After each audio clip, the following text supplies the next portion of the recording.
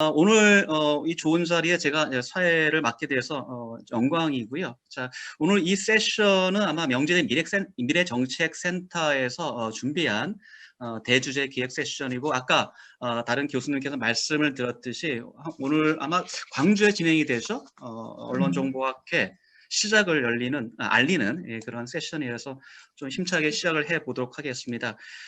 기획 세션의 타이틀은 The Issues of Online Public Sphere, Political Polarization and Fake News in Media Platform인데요.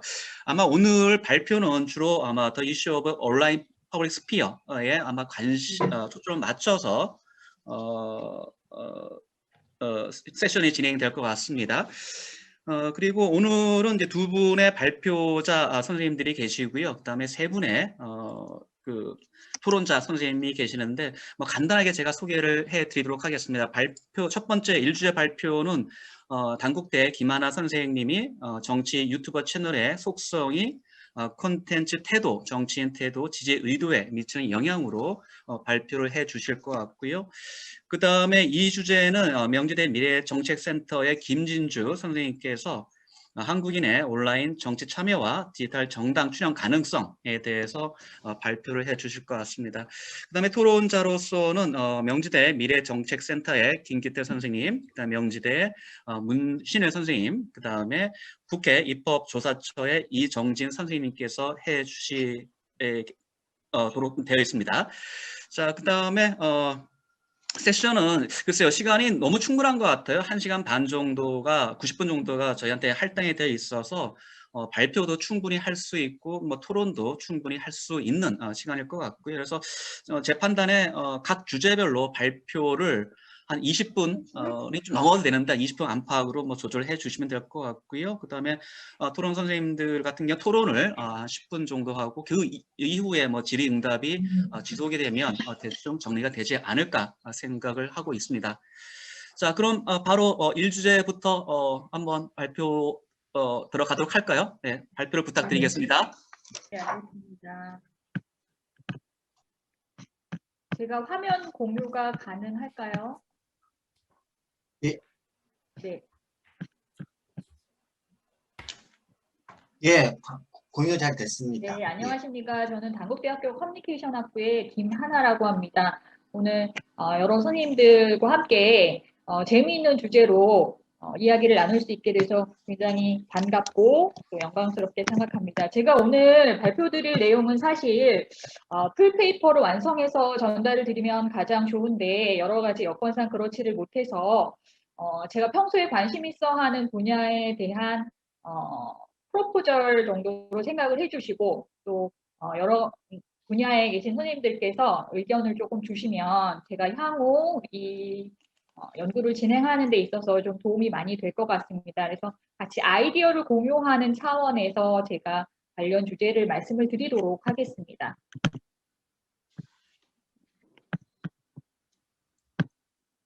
사실 이 유튜브라는 새로운 미디어 채널에 대한 궁금증이라고 할까요? 이 부분에 대해서 연구를 해야 되겠다라고 생각을 했던 것은 사실은 제가 유튜브나 이런 뉴미디어에 관심이 그렇게 크지 않은 편이라 평소에 그렇게 관심이 없었었는데 우리 그 SSK 사업을 하면서 명지대학에서 있었던 콜로키움에서 이런 이야기들이 나왔어요. 만약에 정당과 인기 유튜버 두 어떤 소스가 같은 말을 했을 때 유권자들은 누구의 말을 더 신뢰할 것인가에 대한 이야기를 했을 때 저는 당연히 정당이지 않을까라는 생각을 했었어요. 그런데 이제 그 현장에 있던 교수님들이나 혹은 젊은 그 대학생, 학부생들이 내가 만약에 굉장히 즐겨보는 유튜버랑 정당이랑 똑같은 어떤 메시지를 전달한다고 했을 때 나는 내가 좋아하고 즐겨보는 유튜브의 말을 더 신뢰할 것 같다라는 이야기를 많이 하더라고요. 그래서 그런가? 왜 그럴까라는 의문점에서부터 이 연구를 한 번은 해봐야 되겠다는 생각을 했었던 것 같습니다. 그래서 기본적으로 이 연구는 우리가 이제 정치 유튜버라고 하는 유튜버 상에서 어떤 정치 콘텐츠를 만들고 전달하는 사람들을 우리가 어떤 면에서 그 구독자들이나 혹은 시청자들이 신뢰를 할까에 대한 연구라고 생각하시면 될 것 같습니다. 그래서 기본적으로는 우리가 이 유튜브가 그러면 우리의 일상생활에 얼마나 큰 자리를 차지하고 있는지를 조금 알아볼 필요가 있을 것 같습니다. 영국의 로이터 통신에서는 해마다 디지털 뉴스 리포트라고 해서 한 35개국에서 40개국, 해마다 조금 달라지기는 하는데 한 40개국 안팎의 국가의 8만여 명을 대상으로 해서 미디어와 뉴스 소비 설문조사를 진행을 하고 있습니다. 작년, 그다음에 2020년 제가 리포트를 조금 살펴보니까 우리나라 같은 경우에는 나이, 성별, 지역 교육 수준 등을 이렇게 고려해서 우리 한국인을 대표할 만한 2,304명을 대상으로 해서 이제 미디어나 뉴스 소비 설문조사를 진행을 했더라고요. 보시면 전체적으로 이 코로나19 때문인지 전 세계적으로 공통되게 나타난 현상은 무엇이냐면 기존의 다른 그 예년보다 그 전통 미디어라고 하죠. 그러니까 TV나 혹은 뭐 라디오, 프린트 미디어의 사용이 조금 늘어났다라고 합니다. 그럼에도 불구하고 우리나라 같은 경우는 이 소셜 미디어나 혹은 디지털 미디어, 유튜브를 포함한 디지털 미디어의 소비가 다른 나라에 비해, 그러니까 그 비율 자체가 그 전통 미디어보다 조금 더 크게 나타났다라는 것이 조금 특징할 만한 부분이었고요. 그 다음에 이제 유튜브 자체만을 봤을 때는 다른 나라에 비해서 유튜브 시청률이 평균 한 15%가량 높게 나타났습니다.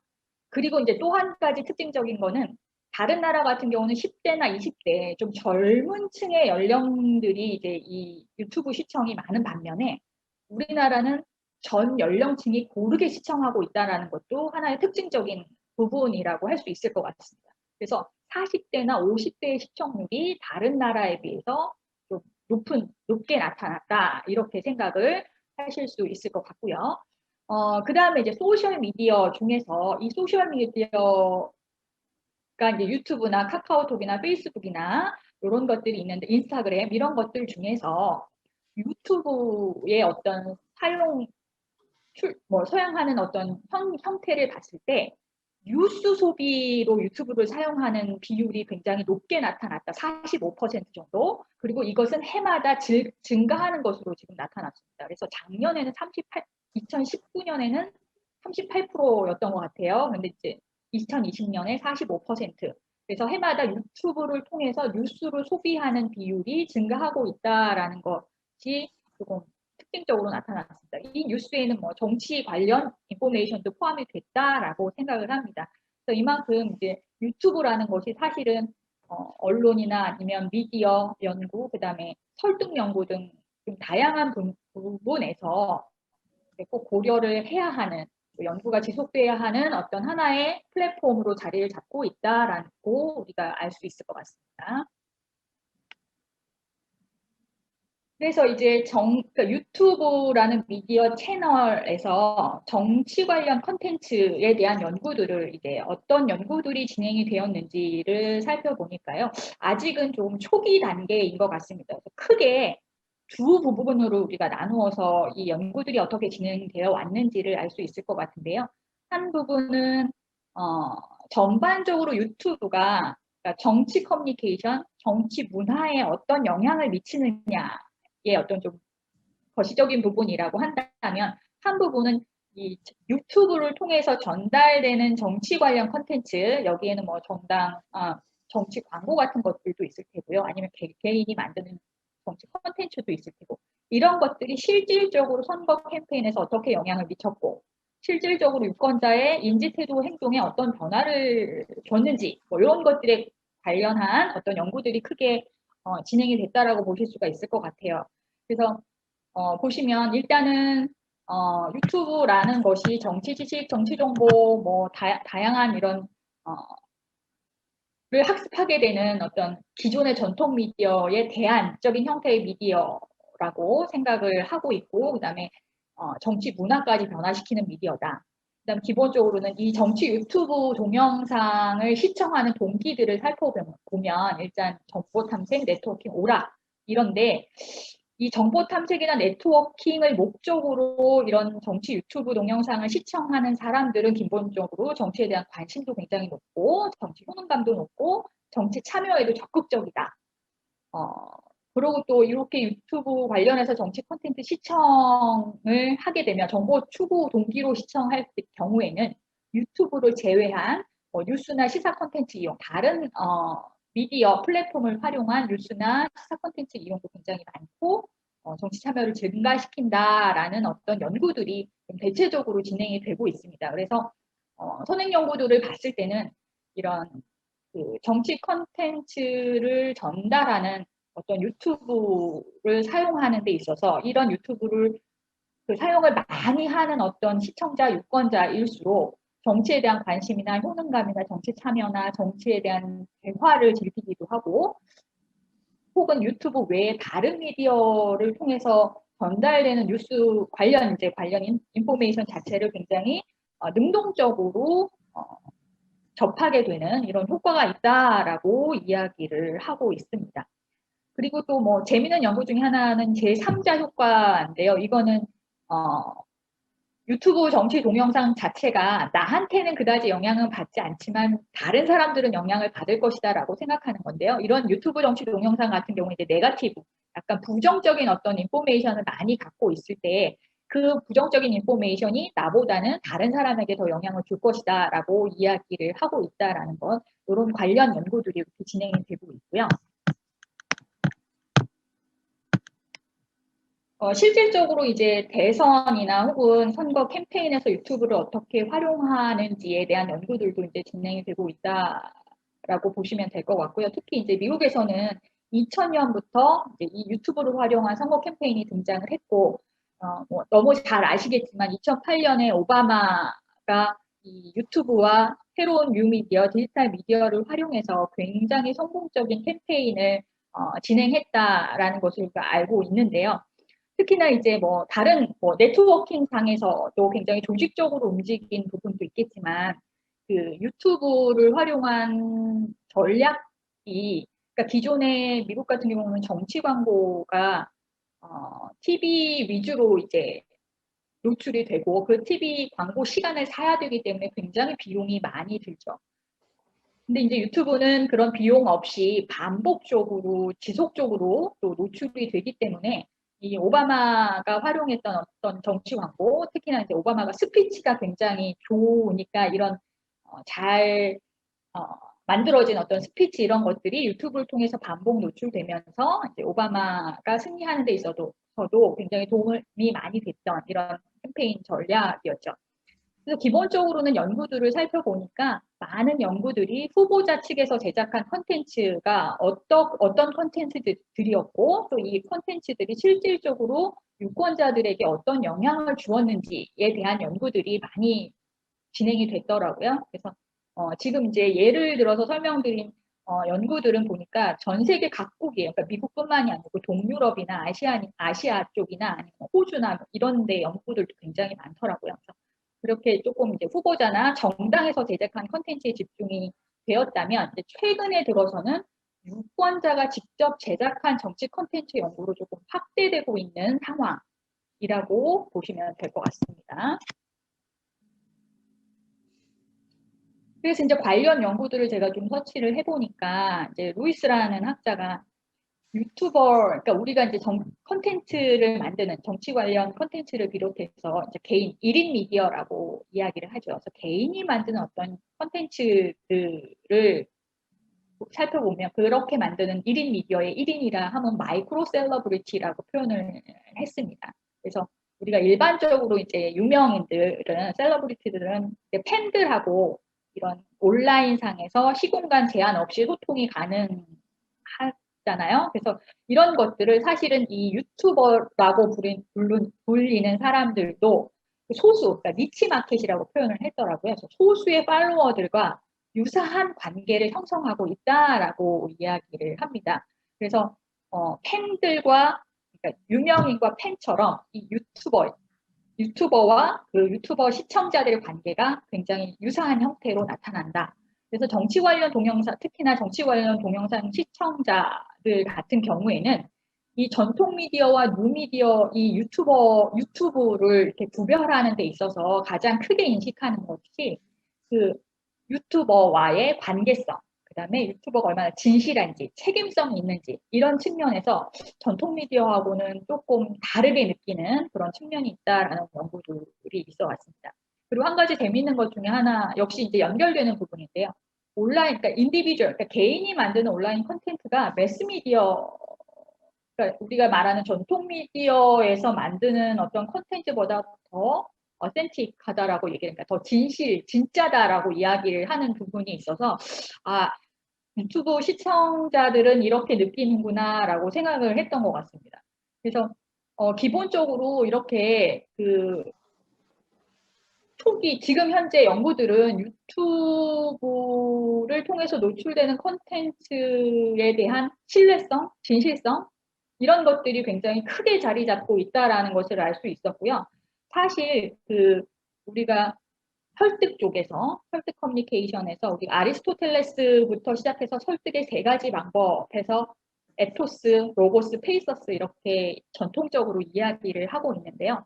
사실 그 예전 고대 그리스에서의 수사학에서 봤을 때는 에토스, 그러니까 소스, 누가 말하느냐가 굉장히 중요한 부분이었어요. 그런데 이게 이제 매스미디어, TV나 라디오, 매스미디어가 등장하면서 사실 그 메시지를 전달하는 매스미디어는 사실상 게이트키퍼 혹은 오피니언 리더라고 해서 어떤 일정 수준의 크레더빌리티가 보장되어 있는 상태였거든요.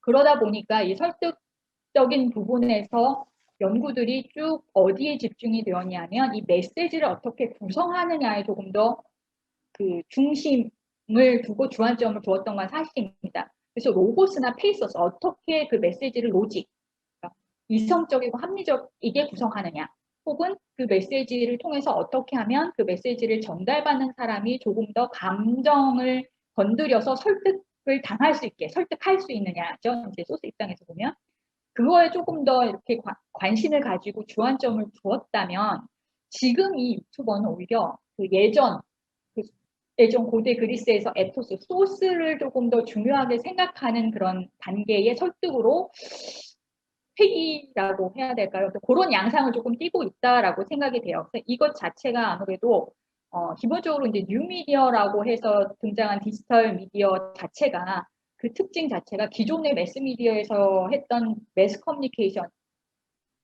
그러니까 1대 다라면 이게 이제 1대1의 어떤 1대1 커뮤니케이션의 그런 스타일을 가지고 있기 때문에 유튜브 자체도 아마 기존의 어떤 대면 커뮤니케이션에서 일어날 수 있는 설득의 형태가 나타나는 것이 아닌가라는 생각이 듭니다. 그래서 이 연구에서는 이 지금 유튜브를 통한 정치적인 설득을 할 때 이 소스가 굉장히 중요하고 이 소스가 어떻게 이 소스에 의해서 소스에 따라서 메시지에 대한 신뢰도가 달라진다라는 어떤 그 선행 연구들이 있어서 이번 연구에서는 그러면 소스, 에토스에 조금 주목을 해보자라고 생각을 했습니다.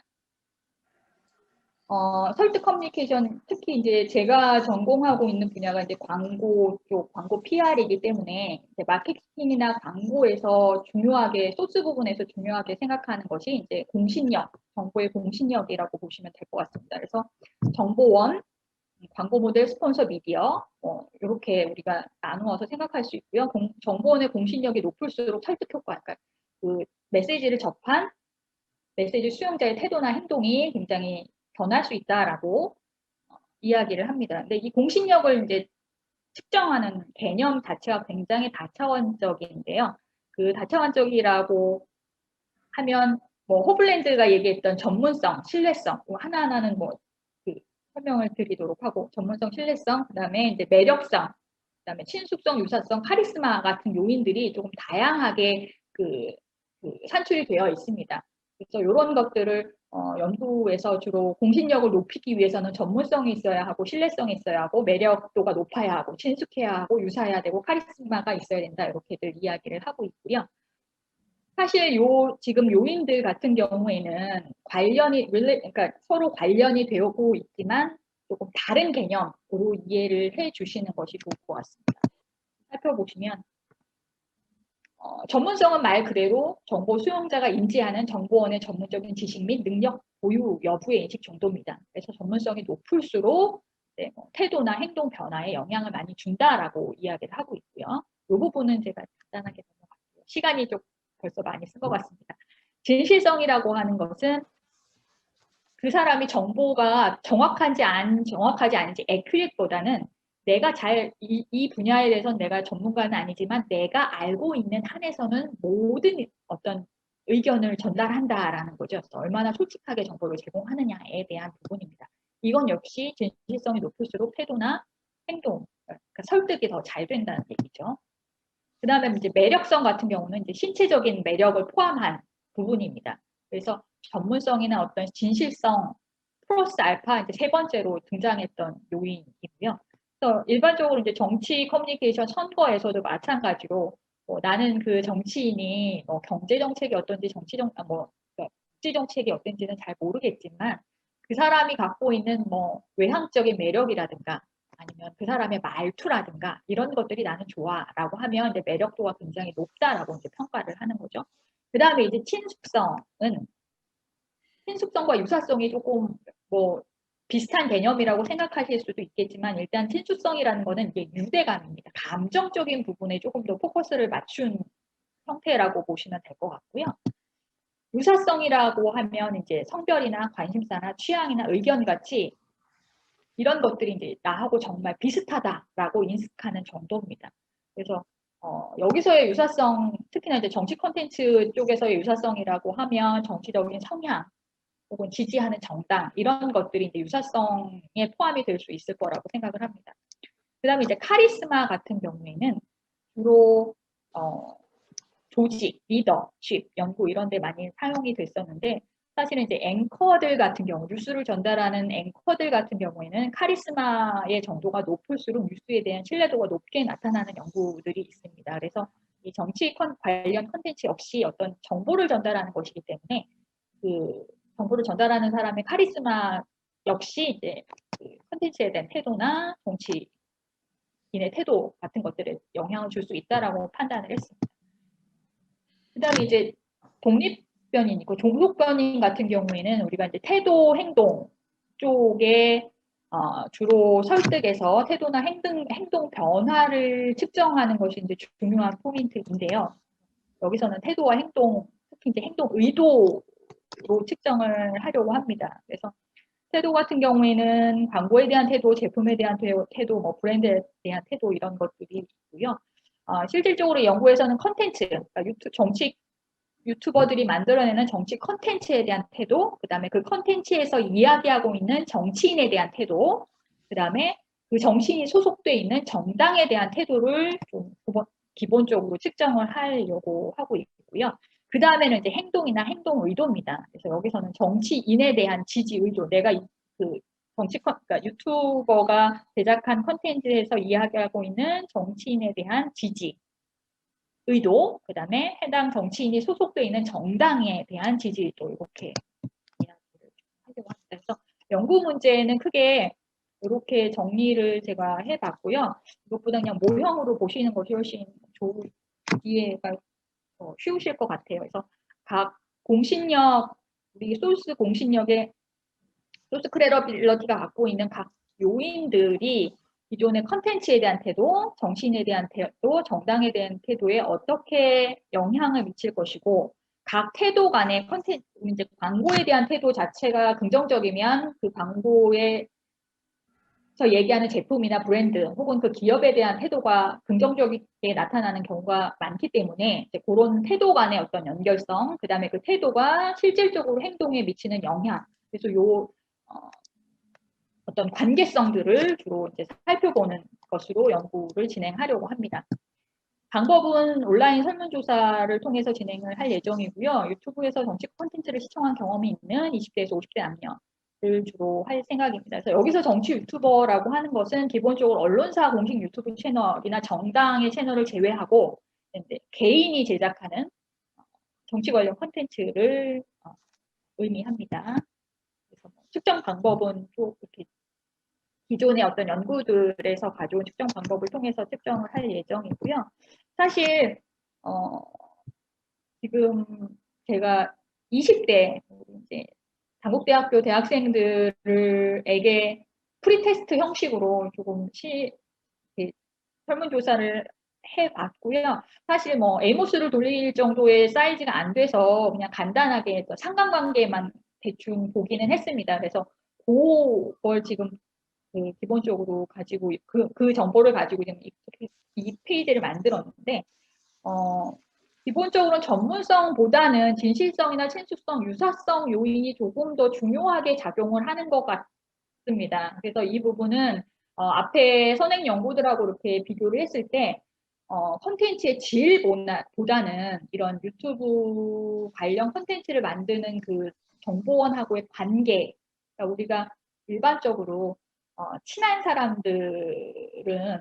사람들하고 얘기할 때 친한 사람이 얘기하는 정보를 훨씬 더 잘 믿잖아요. 그 사람이 정말 사실을 얘기하는지 아닌지보다는 일단은 나하고 친한 사람이 얘기하는 거기 때문에 조금 관심을 가지고 좀 긍정적으로 받아들이는 경향이 있는데 그것이 이제 이 유튜브에도 나타나는 것이 아닌가라는 생각을 하게 되고요. 기본적으로는 이런 어떤 그 진실성이나 친숙성이나 유사성, 이 관계적인 측면이 사실은 컨텐츠에 대한 태도에는 긍정적으로 영향을 미칠 수는 있을 것 같아요. 그런데 실질적으로 이런 정치인이나 정당에 대한 태도, 혹은 정치인을 내가 지지해야지, 해당 정당을 지지해야지까지 요 태도나 행동까지에도 영향을 미칠 수 있을까에 대한 것이 조금 궁금하고요. 그 다음에 이렇게 형성된 태도나 행동이 얼마나 오래 갈 것인가에 대한 부분도 사실은 이 연구를 통해서는 증명이 되지는 않겠지만 향후에 이 부분도 연구를 조금 해보면 좋을 것 같다라는 생각이 듭니다. 그래서 그건 왜냐하면 기본적으로 이 소스 크레더빌리티에 의해서 형성된 태도나 행동이 지속 기간이 길지 않습니다. 그래서 정교화 가능성 모델을 통해서 보면 기본적으로는 이 메시지를 얼마나 크리티컬하게 분석해서 태도나 행동을 결정하느냐가 오히려 그 태도의 유지, 행동의 유지에는 더 큰 영향을 미치기 때문에 이런 부분들도 추후에 연구해보면 재밌을 것 같다라는 생각을 가지게 됐습니다. 네, 이상입니다. 제가 시간을 조금 많이 쓴 것 같습니다. 아니, 괜찮습니다. 뭐 시간 충분하게 하셨고 괜찮습니다. 괜찮고요. 예, 김하나 선생님 발표 감사드립니다. 예, 언론정보학회 첫 번째 세션의 첫 번째 주제 발표인데 지금 매우 의미 있는 내용으로 파워풀하게 발표를 진행해 주셨고요. 뭐 지상파 신문의 어떤 정치컴에서의 영향력은 늘 강조가 되어 왔었는데 글쎄요, 그 영향력은 지금도 마찬가지인 것 같은데 새롭게 등장한 게 유튜버가 아닌가 생각이 듭니다. 유튜브의 정책의 영향력이 상당히 많이 증가했고 그런 부분에 대해서 지금 김하나 선생님이 말씀을 해주셨고요. 네, 잘 들었습니다. 이어서 바로 이 주제로 넘어가도록 하겠습니다. 이 주제는 명지대 미래정책센터 김진주 선생님이 한국인의 온라인 정치 참여와 디지털 정당 출연 가능성에 대해서 발표를 해주시겠습니다. 네, 부탁드리겠습니다. 네, 안녕하세요. 저는 명지대 미래정책센터 연구교수로 있는 김진주입니다. 우선 언론정보학회에 저는 정치학자지만 와서 이렇게 발표를 할 수 있게 돼서 정말 영광이고요.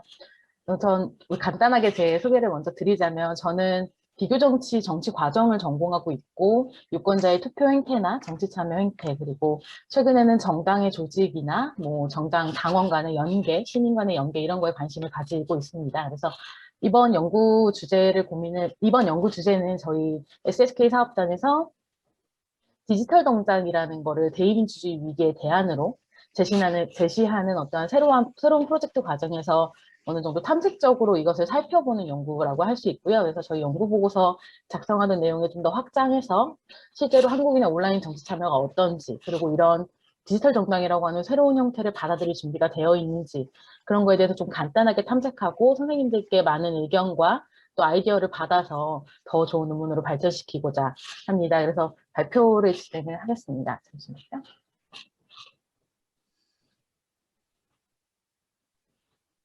네, 화면이 보이실까요? 네, 발표 진행하겠습니다. 우선 목차는 서론, 기존 이론, 그리고 연구 방법, 분석 결과, 결론으로 가볍게 진행을 하고요. 사실상 이게 제가 어떤 상관관계를 분석한 거나 이렇다기보다는 기존에 어떠한 제가 제기하는 문제들 그런 거에 대해서 좀 길을 찾아가는 방안이기 때문에 조금 더 고차원적인 분석이 향후에 더 필요하다라는 말씀 먼저 양해를 드리면서 시작하겠습니다. 우리 앞서 김하나 교수님께서 그 서론에 말씀을 주시면서 뭐 학생들한테 이제 정당과 정치 유튜브 중에 누구를 믿을 거냐라는 이야기 하셨을 때 정치인 유튜브에 대해서 정치 유튜브에 대해서 좀 더 선호가 높다라고 말씀을 하셨는데 확실히 이러한 부분이 현재 우리나라에 지금 처해 있는 대의민주주의 위기를 보여주는 어떤 단적인 예가 되지 않을까 싶습니다. 실제로 대의제를 기반으로 하고 있는 현대민주주의임에도 불구하고 한국인들의 대의제 기관에 대한 신뢰는 지속적으로 하락을 하고 있습니다. 여기서의 대의제 기관이라고 하면 입법부와 그리고 그 입법부의 후보자를 내고 구성하는 어떤 정치적 조직인 정당을 일컫는데요. 그래서 성균관대학교 서비리서치센터 조사를 보면 2003년부터 2018년까지 15년 동안 조사를 계속하고 있었는데 매년 모든 조사를 살펴보면 국회가 주요 기관들 중에서 국회가 가장 낮은 신뢰를 보이는 것으로 나타나고 있고요. 최근 조사에서는 국회 신뢰는 3점 만점에 1.38점이었고 청와대는 1.87점이었는데 뭐 이게 아주 작은 차이로 보일 수는 있겠습니다만 통계적으로 봤을 때 상당히 유의미한 차이로 보여지거든요. 그래서 실제로 이런 행정부 기관보다 국회 입법부 기관에 대한 신뢰가 상당히 낮은 수준이다라고 볼 수 있고 저희 명지대 미래정치센터가 작년 총선 직후에 실시한 설문조사에서도 주요 기관들에 대한 신뢰 수준을 10점 만점으로 물어봤을 때 행정부는 5.4점이었던 거에 반해서 입법부하고 정당은 3.6점, 3.4점밖에 되지 않고 정당이 3.4점으로 가장 낮은 신뢰를 받고 있는 상황입니다. 또한 뭐 다른 조사에서도 기성정당에 대해서 한국인들이 뭐 얼마나 만족하는지 이걸 질문한 문항에서도 매우 불만족하다하고 불만족하다를 합쳤을 때 거의 80% 이상에 웃도는 수준이거든요.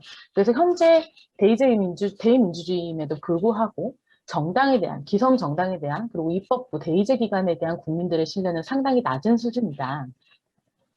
그럼에도 이렇게 낮은 수준이기 때문에 우리가 뭔가 변화를 하고 혁신을 해야 되는데 특히나 이 4차 산업혁명을 통해서 디지털 기술이라는 게 많이 발달되어 왔고 이런 정치뿐만 아니라 여러 분야의 변화와 혁신의 흐름이 상당히 가속화되어 가고 있는 와중에 여전히 한국의 정당들은 그리고 기성정당 중심의 구조가 변화하지 않고 있고 이 기성정당들의 변화의 움직임도 크게 나타나고 있지 않아 보입니다. 그렇기 때문에 뭐 이제 조금 더 이거는 뭐 명확하게 규명해야겠습니다만 그렇기 때문에 국민들의 신뢰가 점점 더 낮아지고 기성정당에 대한 불신도 더 올라가는 형태가 되지 않나 싶어서 따라서 이 새로운 정당의 형태 혹은 뭐 더 나은 미래사회에 등장할 수 있는 정당의 형태의 가능성이 있는지 그리고 한국인들은 이걸 또 받아들일 준비가 되어 있는지 그거에 대해서 좀 살펴보고자 했습니다. 그래서 제 연구의 큰 두 가지 질문은 이건데요. 한국에서 새로운 정당의 형태가 등장할 수 있을까? 그리고 두 번째는 한국인들은 이를 받아들일 준비가 되어 있는가? 이거에 대해서 간단하게 살펴보고 향후 후속 연구들을 통해서 더 많은 연구들을 진행해 볼 계획입니다. 우선 뭐 정당의 변화나 혁신과 관련해서는 상당히 다양한 형태의 정당 모델들이 등장하고 있습니다. 그럼에도 이제 디지털 기술이 발전하면서 그거하고 더불어 등장한 게 바로 디지털 정당이라는 개념인데요. 디지털 정당이라는 것은 이 당 조직의 구성이나 운영, 그리고 당의 의사결정 방식까지 처음부터 모든 걸 다 디지털 기술에 의존하는 정당을 일컫습니다. 근데 이런 디지털 정당의 출현은 유럽 사회에서 먼저 시작이 됐지만 많이 오래되지 않았고 현재에도 계속 변화하고 있는 정치 현상이기 때문에 이에 대한 많은 연구가 이루어져 있다라고 보기는 좀 어렵습니다. 뭐 근데 일부 연구들을 보면 디지털 정당이 포퓰리즘적인 성향을 보이고 있어서 현재 이제 등장한 디지털 정당들이 정치적 양극화를 가져온다는 우려도 존재하고 있고 뭐 실제로 그 유럽에서 등장한 예를 들어 스페인의 포데모스나 이탈리아의 오성운동 같은 정당들이 처음에는 디지털 정당으로 시작했으나 결국은 기성 정당처럼 편입된다, 오프라인 정당으로 변화한다라는 것 때문에 좀 회의적인 시각도 있는 게 사실인데요. 그렇지만 이 디지털 정당은 정치 참여를 확대시킬 수 있다는 점에서 의의를 갖는다고 할 수 있고 여전히 이렇게 논쟁 중에는 있으나 이 디지털 정당이 디지털 기술을 통해서 더 많은 국민들을 주체적으로 활동할 수 있는 기회를 제공하기 때문에 대표성의 문제에서 확실히 어느 정도 보완이 되지 않을까 하는 생각이 있습니다. 기존 연구들도 그렇게 나오고 있습니다. 그래서 이렇게 디지털 기술로 통해서 나타나는 디지털 정당이 결국은 국민들의 정치 참여를 확대하고 이끌어낼 수 있다라는 데에서 의미를 갖고 있는데요. 그러다 보니까 이제 기존 연구에서 온라인 정치 참여에 대한 이야기들도 좀 빼놓을 수가 없을 것 같습니다.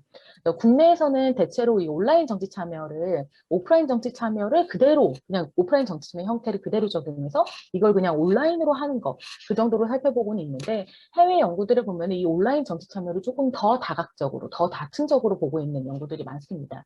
그래서 뭐 그 정치 참여의 유형을 뭐 창조적인 유형, 뭐 사회적인 유형, 동기적인 유형 이런 걸로도 구분하기도 하고 유권자들이 실제로 수동적으로 관여하는지 능동적으로 하는지 이거에 따라서도 좀 더 구체적으로 다양하게 살펴보고 있는 상황입니다. 그래서 온라인 정치 참여라는 거는 낙관적 동원론에 따르면 인터넷하고 SNS 등 온라인 활동이 유권자들과 정치인들의 소통을 되게 높이고 유권자들의 정치적 효능감 증대에 기여한다라는 이야기가 있습니다. 하지만 이 역시도 뭐 온라인 정치 참여보다 오프라인 정치 참여가 더 역할이 더 크다. 사실상 온라인 정치 참여가 늘어난다고 하더라도 정치적 역할은 크지 않다. 이런 견해들도 존재하고요. 아직까지 이 온라인 정치 참여에 대해서도 여전히 학계에서 다양한 시각들이 나오고 있는 상황입니다. 그렇지만 이 4차 산업혁명 시대가 도래했고 ICT 기술이 점점 확대되고 있으면서 이 온라인 정치 참여의 확대는 필연적인 것이 아닐까 생각이 됩니다. 또 한국에서도 이러한 온라인 정치 참여의 확대, 그거에 대해서 사람들이 어떻게 하고 있는지에 대한 분석, 그리고 또한 이 온라인 정치 참여 중에서도 어떤 특정한 정당, 디지털 정당이라고 하는 거에 대해서 어떻게 생각하고 있는지, 어떤 가능성이 있는지 좀 고민해 볼 필요가 있다라고 생각했습니다. 한국에서는 사실 이 온라인 정치 참여나 이런 정당의 디지털화, 디지털 기술 도입 이런 것들이 특히 2000년대 초반에 인터넷 보급이 확대되면서 좀 등장을 했다고 볼 수 있는데요. 2002년 제16대 대선 당시에 노사모, 노무현 대통령 당선의 그 인터넷 커뮤니티를 기반으로 한 노사모가 주요 이제 당선 원인으로 주목이 되자 디지털 민주주의의 디지털화 이거에 좀 더 관심이 높아졌고 기성 정당들 역시 이 이후에 선거에서 온라인 활동, 온라인을 적극적으로 활용해야겠다라는 걸로 해서 온라인 활동 좀 더 확대해가면서 디지털화되고 있습니다. 그리고 이제 최근에 잠시 좀 주춤하다가 최근에 4차 산업혁명 시대가 이야기되고 뭐 플랫폼 정치 이런 것들이 이야기되면서 다시 한번 디지털 정당이 조금씩 재조명받고 있는 상황입니다. 그래서 앞서 말씀드렸다시피 저희가 이번에 실제로 한국인들의 온라인 정치 참여가 어떠한지 그리고 실제로 이 디지털 정당이라는 새로운 형태가 출현한다면 이걸 받아들일 어느 정도 준비가 되어 있는지 그리고 이 한국에서 디지털 정당이라고 하는 게 실제적으로 도입이 될 가능성이 있는지 그거에 대해서 좀 살펴보고자 했습니다. 전체적으로 연구 방법은 그 데이터를 통해서 양적 분석하고 이제 각각의 뭐 홈페이지나 이런 것들 통해서 좀 사례 분석을 해서 설명 연구를 진행을 했고요. 기존 데이터 같은 경우에는 저희 앞서 말씀드렸던 저희 미래선택센터에서 진행했던 총선 유권자 인식 조사하고 그리고 뭐 한국리서치하고 공동으로 진행했었던 여론조사에 대한 얘기도 드릴 거고요. 그리고 월드밸류 서베이에서 다른 나라들과의 비교 데이터도 활용하고 있습니다. 그리고 제가 많이 부족합니다만 요즘 빅데이터에 관심이 조금 있어서요. 많이 부족하지만 그래서 텍스트 마이닝을 통해서 실제로 정치 참여 중에서도 정책 지원과 관련된 부분이 좀 어떤 건지 좀 살펴보고 싶어서 그 텍스트 마이닝을 통한 분석을 좀 진행을 했고요. 그리고 그 밖에 이제 각 정당 국내 정당법이나 각 정당의 홈페이지들 이런 것들 문헌 분석을 통해서 사례들을 좀 제시하고자 합니다. 우선 첫 번째로 먼저 앞에 부분에서 말씀드릴 거는 한국인의 온라인 정치 참여가 어느 정도인가라는 겁니다. 이 현황을 살펴보면 이게 이제 월드밸류 서베이의 자료인데요. 월드밸류 서베이 자료에서 이제 이 OECD 국가 여기 원래 당시 연구의 조사 대상은 49개국이었는데 OECD에 해당하는 그중에 해당하는 13개 국가만을 대상으로 좀 추렸고요. 그래서 보면 오프라인 정치 참여 활동 같은 경우에는 탄원이나 진정서 서명 그리고 보이콧 참여 뭐 합법적인 평화적인 시위 그리고 파업 참여 이런 것들에 대한 그 참가했다라는 거를 퍼센트 통계치를 해서 평균을 냈고요. 그리고 온라인 정치 참여 같은 경우는 정치 행사를 검색했다라는 단순한 내용부터 전자청원에 서명했다, 뭐 타인의 정치적 행동을 온라인으로 독려했다, 온라인으로 정치적 활동이나 행사나 시위를 조직했다. 이런 거에 대해서 그런 적이 있다라는 경험이 있는 사람들의 퍼센트를 뽑았습니다. 그리고 이 마지막으로 투표 참여, 그 정치학에서는 기본적으로 일반 오프라인 정치 참여는 관습적 참여, 비관습적 참여로 많이들 구분을 하시는데요. 그 관습적 참여는 대표적으로 뭐 투표나 제도권화에 있는 거, 그리고 그 밖에 비관습적 참여들을 나누는데, 지금 온라인 참여를 어디에 넣을지에 대한 것도 사실상 분명히 논쟁이 있을 수 있는 부분이라서, 이번엔 그냥 투표 참여, 그리고 온라인 참여, 그리고 투표 참여 외에 오프라인 참여들로 세 가지로 구분을 했고, 투표 참여에는 지방선거하고 총선, 선거 참여를 했는지에 대한 것들 퍼센트로 좀 평균을 계산해서 넣어봤습니다. 그래서 보시면 한국 같은 경우에는 생각보다 차트의 순위가 높지 않은 거를 또 볼 수 있는데요. 전반적으로 대부분의 나라들이 투표 참여는 상당히 높은 편인데 반해서 오프라인하고 온라인, 그 밖에 온라인 참여들에 대해서는 퍼센트 참여해본 경험이 확실히 적은 상황입니다. 그리고 특히나 한국 같은 경우에는 그 순위를, 이 13개 국가 중에 순위를 보자면 오프라인 참여 역시도 13개 국가 중에 10위에 불과하고요. 온라인 참여는 그보다 더 낮은 11위. 그래도 투표 참여는 6위로 이제 중간 정도에 해당되긴 하는데, 확실히 오프라인 참여, 온라인 참여에 대한 것들이 좀 낮고, 특히나 온라인 참여에 대한 게, 아무리 우리 한국 사회가 뭐 인터넷이 발달되고, 이런 것들이 많이 확대되었다고 하지만, 확실히 온라인 정치 참여에 대한 거는 좀 많이 다른 상대 국가들에 비해서 상대적으로 좀 저조한 상황이라고 볼 수 있습니다.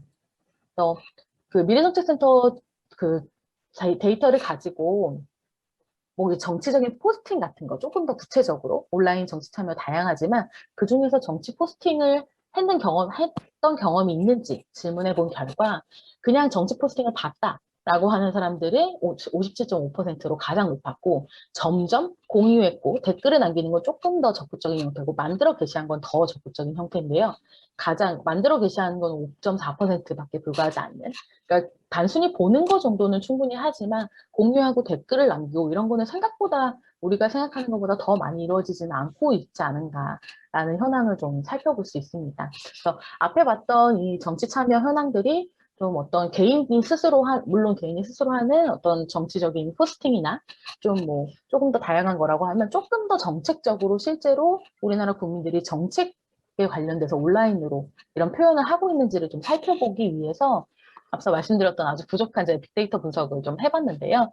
보면 그 각 정당들마다, 특히 이제 우리나라는 그 큰 두 개의 정당, 여당의 더불어민주당과 국민의힘이 있는데, 두 정당 모두 홈페이지에서 정책 제안 게시판을 두고 있습니다. 그래서 국민의힘에는 뭐 할 말 있어요라고 되어 있는 게시판 안에 정치연한, 정책 제안, 민원사항 세 가지 중에 하나 골라서 이야기를 할 수 있고, 더불어민주당은 당원존이라는 탭 안에 정책 제안 게시판이 따로 있습니다. 그래서 뭐 국민의힘은 당원이 아니어도 누구나 홈페이지 가입만 하면 작성을 할 수 있는데 반해서, 더불어민주당 같은 경우는 당원으로 멤버십 인증이 돼야만 그 정책 제안 게시판에 글을 쓸 수 있는 상황이긴 합니다. 조금 더 국민의힘이 다양한 사람들의 의견을 듣고 있다고는 볼 수 있는데, 실제로 올라와 있는 그 게시글을 보게 되면 게시글은 더불어민주당의 게시글이 훨씬 많이 있고요. 앞서 보셨다시피 한 7,000개 정도로 더 많이 존재하고 있고, 그래서 그 두 게시판에 올라와 있는 기간, 제가 지난 21대 총선 직후에 21대 국회의원들의 임기 시작부터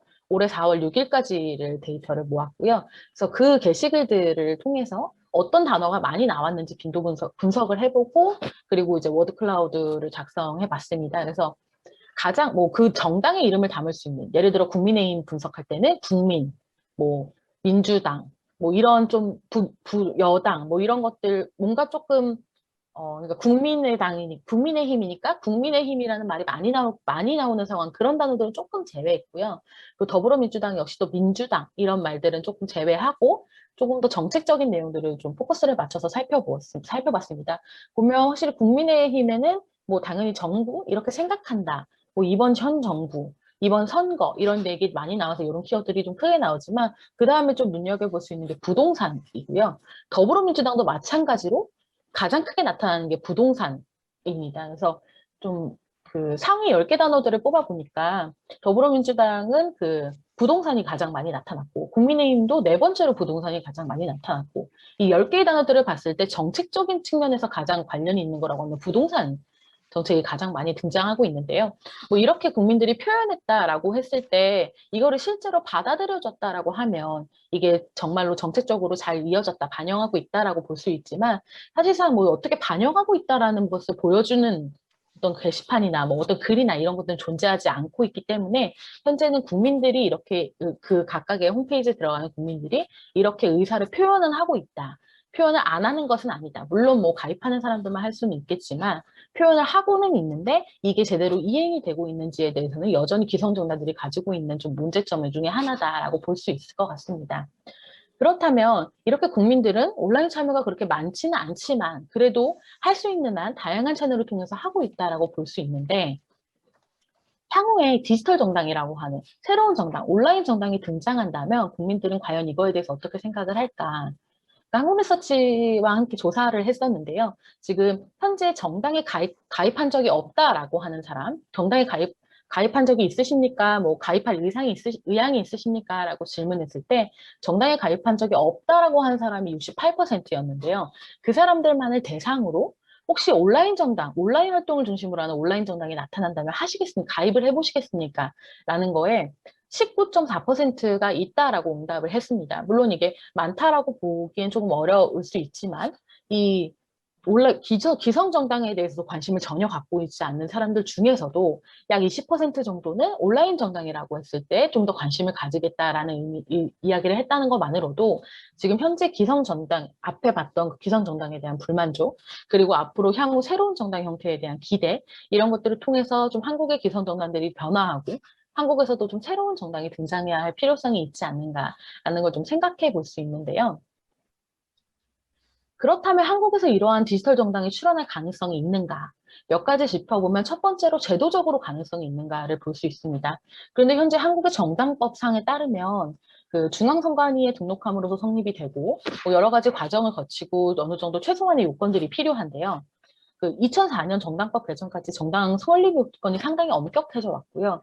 특히 그 최소 요구 당원수, 그러니까 등록된 그 지역에 거주하는 뭔가 당원수 이런 것들 계산해 봤을 때 점점 더 많아지고 있고 2004년 정당법 개정되고 나서가 이제 1969년 권위주의 정권 때 했던 그 최소 요구 당원수보다 더 많은 그 정도의 버금가는 수치로 나타나고 있습니다. 이렇다는 것은 정당을 만들기 위해서 새로운 정당을 만들기 위해서 상당히 많은 당원들이 기본적으로 미리 준비가 되어 있어야 만들 수 있다는 거고 조금 더 디지털 정당이나 혹은 새로운 젊은층이 설립할 수 있는 정당 이러한 정당을 설립하는 데에서는 좀 어려운 요건들이 작용하고 있다라고 볼 수 있는 거죠.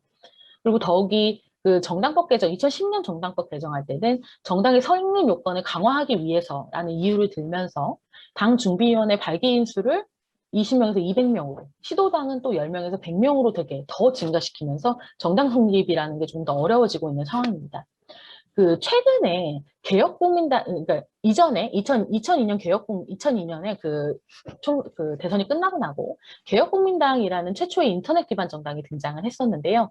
이 정당은 되게 전당원 온라인 투표도 하고 되게 많은 활동들을 했지만 1년 정도 짧은 기간을 하고 나서 다른 기성정당으로 취합이 돼서 좀 그런 부분이 있었고 그 이후에 작년 이제 1월에 처음으로 뭐 규제개혁으로 좋은 나라 만드는 당이라는 규제개혁당이 온라인 정당을 표방하고 등장을 했습니다만 여기 역시도 창당의 어떤 요건을 준수하기 위해서 오프라인 발기인 대회를 진행을 했거든요. 그러니까 우리 앞서 보셨다시피 디지털 정당이라 하면 처음부터 끝까지 완전한 디지털 정당이 가능해야 하는데 이 어떤 기존에 갖고 있는 어떤 제도적인 것으로 인해서 디지털만으로는 이루어질 수 없는 현실에 대해서 좀 지적을 하고 싶었고 특히 물론 정당법상에 이런 발기인 대회나 이런 것들을 오프라인으로 해야 된다라는 그런 것이 명시되어 있지는 않습니다.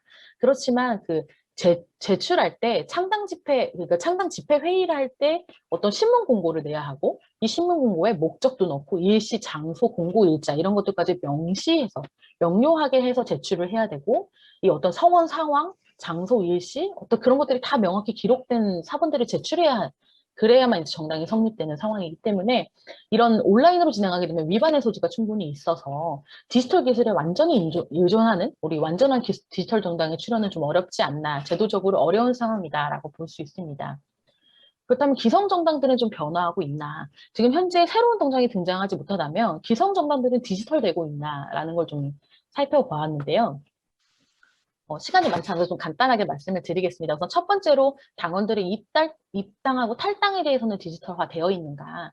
이게 아주 최근에 돼서야 이런 것들이 가능해졌고요. 그리고 탈당 같은 경우에는 여전히 온라인이라 홈페이지를 통해서 할 수 없는 정당들이 있습니다. 더불어민주당 같은 경우에는 둘 다 가능해졌지만 국민의힘은 탈당은 또 안 되고 입당 같은 경우에는 온라인이랑 오프라인이 다 가능한 상태고요. 정의당도 둘 다 가능하지만 탈당은 안 되고 그리고 국민의당은 탈당에 대한 걸 아예 공지를 해놓지 않은 상황입니다. 뭐 얼마 되지 않았지만 아무튼 이런 식으로 기성정당들이 현재에는 모두 다 온라인 입당은 가능하지만 탈당이라는 측면에서는 훨씬 더 좀 엄격한 기준을 두고 있다. 그래서 조금 완전한 디지털 정당, 뭔가 그런 디지털 기술을 제대로 도입하는 데에는 아직까지 좀 부족한 면이 있다라고 볼 수 있고요. 그렇다면 뭔가 디지털 정당으로 나아가기 위해서 새로운 플랫폼을 구축하고 있는가? 국민의힘 같은 경우에는 새로운 플랫폼은 없습니다만 2020년 8월에 와서야 이제 디지털 정당위원회가 본격적으로 당내에서 활동이 됐고 뭐 작년 11월 초에는 디렉 프로젝트의 뭐 베타 테스트를 통해서 어떤 뭐 어플리케이션이나 당원 커뮤니티를 연결했다거나 했지만 여전히 검색해서 찾을 수는 없는 상황이고요. 지금 현재 국민의힘은 본인들의 홈페이지 그리고 SNS 그 기존 플랫폼을 활용한 유튜브에서의 계정만에 주력을 하고 있습니다. 반면 더불어민주당 같은 경우에는 홈페이지 SNS, 뭐 유튜브 이런 것도 있고 또 거기다가 독자적인 플랫폼을 구축을 해서 2019년 11월부터 보급을 하고 있는데요. 그래서 뭐 스마트 플랫폼이다라고 해서 거기에서 당원 투표도 가능하고 교육 서비스도 하고 뭐도 하고 이렇게 다양하게 이야기를 하고 있습니다만 실제로 이걸 들어가서 활용해 보면 사실상 기존 홈페이지에 모바일화 정도로밖에 되지 않거든요. 물론 당원 투표를 할 수 있다라는 어떤 그런 기술은 도입이 되어 있지만 그 밖에 다른 것들은 기본적으로 그냥 일반 홈페이지를 모바일화 시킨 정도에 지나지 않아서 우리가 이야기하는 그런 새로운 플랫폼에 대한 것인가. 물론 이런 발전을 이루고 있지만 앞으로 그런 거에 좀 더 새로운 플랫폼인가에 대해서는 좀 의구심이 남아있는 상황입니다. 그 밖에 조금 더 눈여겨볼 만한 그 국민의당에서 그 작년 2020년 10월에 정책과 관련된 플랫폼을 하나 개발을 했는데요. 국민정책배달 서비스 철가방이라는 안철수 대표여서 철가방이라고 이름을 지은 것 같은데 실제 구글에 철가방을 검색하면 정말 철가방이 먼저 나와서 조금 좀 찾기는 어려우실 수 있는데 이 플랫폼을 보면 실제로 정책을 국민들이 여기 이 플랫폼을 통해서 제안을 하고 어느 정도 요건이 충족되면 이게 뭐 배달, 조리 과정을 거쳐서 실제로 정책 제안에 도입을 하겠다라는 체계적인 플랫폼 형태를 갖추고 있습니다. 그래서 앞서 보셨던 더불어민주당이나 국민의힘의 어떤 홈페이지가 좀 일방향적인 국민이 그냥 어떤 글을 게시하는 정도였다면 이 국민의당의 철가방 플랫폼 같은 경우에는 조금 더 쌍방향적으로 실제로 정책에 이행될 수 있는 어떤 새로운 플랫폼의 형태다라고 볼 수는 있는데요. 그래서 살펴보니까 올해 이제 3월 6일 기준이었는데 지금 제가 최근에 봐도 그대로이긴 하더라고요. 정책 제안이 되게 많이는 있었습니다만 결과적으로 그 정책 조리라는 가장 최종의 그 중간의 형태로 넘어간 것도 9개밖에 되지 않았고 그것들 중에서도 5개가 정책 배달이라는 실제로 의원들이 정책으로 이행하는 그 기준에 충족하고 있음에도 기간 종료로 해서 실제로 배달된 건 하나도 없었습니다. 플랫폼을 만들어 놓고도 제대로 이행하지 못하고 있는 좀 그런 문제점이 좀 있는 거죠. 그런데 이제 이 정책 제안 외에도 이 철가방 플랫폼에는 의원들한테 국정감사를 제보하는 플랫폼도 존재를 하는데요. 이거는 조금 앞에 봤던 정책보다는 조금 더 발전된 형태로 볼 수 있는데 왜냐하면 실제로 그 국민의당 소속 3명의 의원에게 국정감사 관련된 내용들을 질의하면 그 게시를 국민들이 올리면 그중에 선별을 해서 실제로 본인들이 국정감사에서 질의한 거에 대한 피드백이 이루어지고 있습니다. 어떤 글에 대해서 어떻게 질의를 했다라는 것들이 이루어지고 있는 상황이어서 지금 이러한 형태가 이 철가방이라는 플랫폼을 통해서 실제로 정치인들에게 이행이 되고 정당이 이걸 활용하고 정치인들이 이걸 활용하는 어떤 좀 국내에 존재하는 가장 좀 바람직한 형태가 되지 않을까 하는 생각이 듭니다. 그래서 결과적으로 뭐 이제 전체적으로 종합해 보면 한국인들의 대의제 기관의 신뢰나 만족도가 계속 떨어지고 있고 그래서 이 대의제 위기를 해결하기 위해서 뭔가 새로운 정당, 혁신적인 정당이 필요한데 디지털 정당이라는 걸 이러한 하나의 대안으로도 볼 수 있고 이게 진짜 한국에 등장할 수 있는지, 국민들이 이거 받아들일 준비가 됐는지 좀 살펴보고자 했고요. 그래서 살펴보니까 한국인들의 온라인 참여는 오프라인에 대해서는 좀 높지 않았고, 다른 국가와 비교했을 때도 아직까지 좀 많은 부분을 차지하고 있지는 않았습니다. 그치만 온라인 정당이 출연하면 현재 선언은 정당이 없다 하더라도 가입하겠다는 의사가 조금 존재하고 있기 때문에 디지털 정당이 출연했을 때 국민들이 어느 정도 흥미를 가지고 조금 더 긍정적인 인식을 보여줄 수 있지 않을까 하는 생각이 듭니다. 그리고 이에 기반해서 현재 한국에서 디지털 정당이 실제로 출연할 수 있는지에서 살펴봤을 때는 정당법상 제도적인 것으로는 아직까지 완전한 디지털 정당이 창당하기에는 좀 어려움이 있지만 국내 기성 정당들이 적극적으로 기술들을 도입하고 있고 또 앞서 보셨던 국민의당의 철가방이나 더불어민주당이 시행하고 있는 스마트 플랫폼들이 현재는 좀 어떤 일부 좀 제한이나 문제점들이 있습니다만 향후 완전한 디지털 정당이 출연했을 때 이러한 사례들을 좀 참고하고 좀 더 나아갈 수 있는 발판이 되지 않을까, 이런 사례가 되지 않을까라고 생각을 합니다. 그래서 물론 이 디지털 정당이 이 대민주주의 위기 해소의 절대적인 답이 될 수는 없겠지만 ICT 기술이 발전하고 국민들의 직접적인 정치 참여가 더 증대되고 있는 상황에서 이 정당이 디지털 기술을 적극적으로 활용해서 국민과 국민과 정치를 소통하는 가교의 역할을 잘 수행할 수 있다면 정당에 대한 국민들의 신뢰도 높아지고 더 나아가서 참여와 수기 이런 것들이 동반된 대의민주주의가 좀 더 확대되고 더 성숙해질 수 있지 않을까 하고 기대하고 있습니다. 많이 부족하고 시간이 좀 지났는데요. 들어주셔서 감사합니다.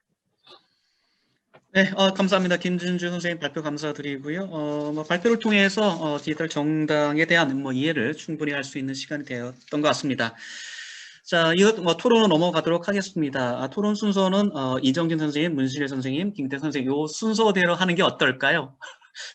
제가 좀 보이는 순서대로 그렇게 제가 지금 정해보았습니다.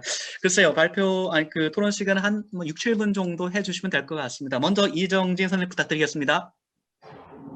네, 안녕하세요. 토론을 맡은 이정진입니다. 사실 두 분 발표가 너무 재밌어가지고 이렇게 넋을 놓고 듣고 있다가 토론을 하려니까 일단 마음의 준비를 좀 하고 먼저 김하나 선생님 그 발표는 굉장히 재미있게 들었어요. 저도 이제 정치학 전공자이기 때문에 주로 이제 정치학과 관련된 내용에 대해서는 많이 듣지만 실제로 언론학이나 이런 분야에서 정치 유튜버를 다룬 글을 처음 봤기 때문에 굉장히 재미있게 봤습니다.